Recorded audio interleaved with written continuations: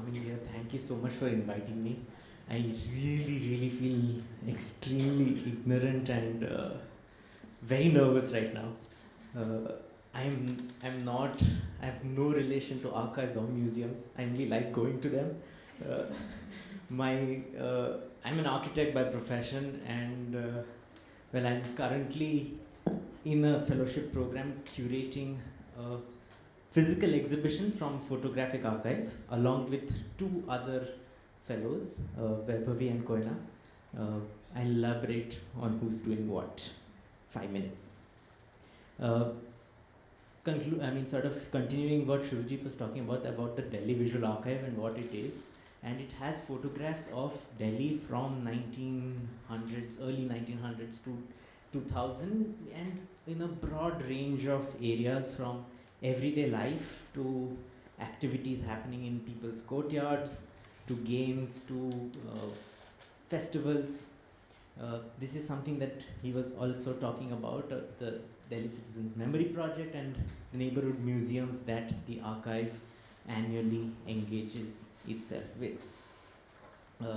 To understand the collection, that's how it has around 4,500 to 5,000 photographs. A large part of its chunk constitutes of Lala Narayan Prasad's collection that Shurjit was talking about. The photographer started taking photographs of Delhi from the age of 14. And then there are other smaller collections as well.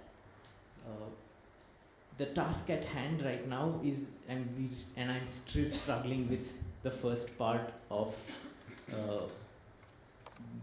the task, is that what is the narrative?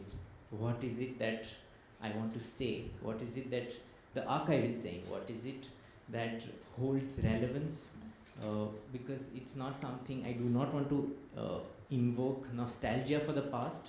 It's a very conscious attempt that not to take archives as something belonging to a certain time period and a certain age, but it has to hold relevance to what I am doing today and what we are participating in today's time and age.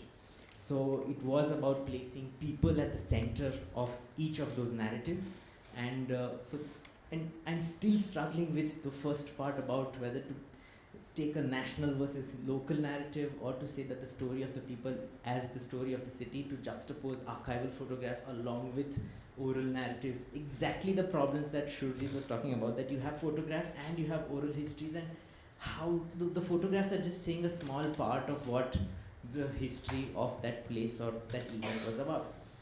There are personal place narratives, taking the tactile city, the kinetic city, that our cities are ephemeral in nature. They come up and they blow down, and it's also something like a temporary exhibition that comes up, attracts people, and then it goes away.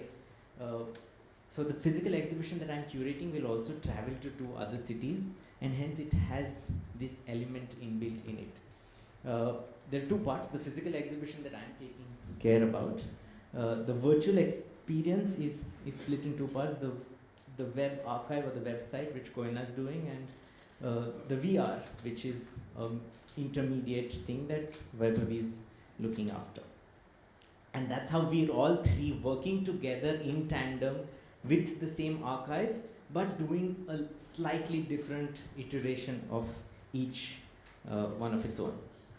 The physical exhibition. And this is where I am particularly interested in, that certain events and certain things still hold relevance and they're still so true.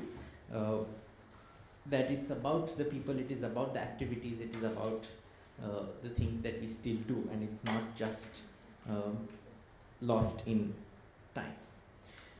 The objectives of this exhibition right now, I've just outlined it very briefly to make it interactive, to draw attention to different narratives, to showcase significance of the community knowledge, and hence I want to place it in the public realm, to create it as an extension of a public space.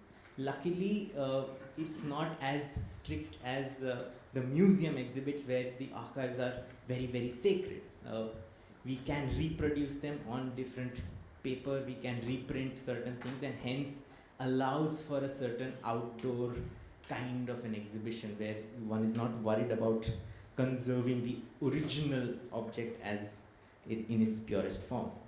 And these were certain things that why I would like to do it is to create a certain interaction, to start off a dialogue with the people of the city about the city. And this is somehow in visual imagery, that it's almost like a pop-up that comes up, goes like a kiosk that pops up, interacts, and then disappears, moves on.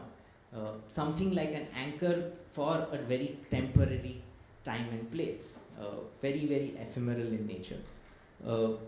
Interactive at the same time, so that people associate themselves with where they come from, what part of the city they visit, what part they like, and somehow that's the center. And the way it is that, of course, it has the photographs, it has interactive exhibits, storyboards, it has audiovisual, it has recording, it has projections, it has visuals, everything all sort of clubbed into this physical anchor, which is the physical exhibition. The virtual exhibition, very quickly going through, is about creating a website where people can then sort of contribute and access. Just like Arfa, I mean,